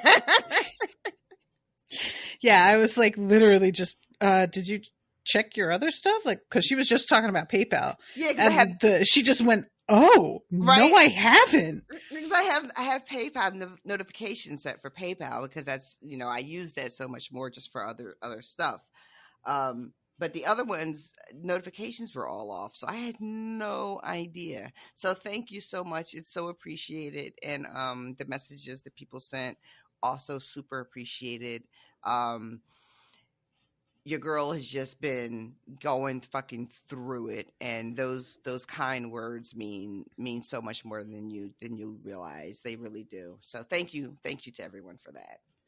Yeah, definitely want to second that. It's just, there's been some times where because I'm bad at emotions, don't necessarily reply because I just am so overwhelmed. I don't even know how to say anything, but I will get a message and just like burst into tears. Yeah. And just those of you out there who are like, I never heard from you. I'm really sorry. It genuinely is like an issue with me not knowing how to respond sometimes when I have a really strong response to something, and I need to work on getting better with that. But trust when I say that, like, I see shit and I appreciate it so deeply, and you know, we'll screenshot things just to save and look at later because I need a lift, and it really helps. Yeah, it does. So yeah, that's the truth. I'll go back and look at sometimes. I'm like, all right, everything is terrible, but this was a really nice thing that someone said about me, and they didn't have to say it, and they took the time to say it, so it can't be all bad, right? Yeah, I do that too. So thank you guys. I hope you all know, like, we appreciate the financial support because that's like real fucking life, but also just like you guys being like awesome is really appreciated too. You know, it doesn't go unnoticed. And also just want to say, hey, thank you to Austin again, because he is making this work. Woo-hoo. Yeah. Woo! Thanks, Austin. All right, everybody. We love you very much. And we will see you next week with a new episode. Until then, toodaloo, motherfuckers. Bye, guys. Joffrey, Cersei, Walder Frey, Meryn Trant, Tywin Lannister,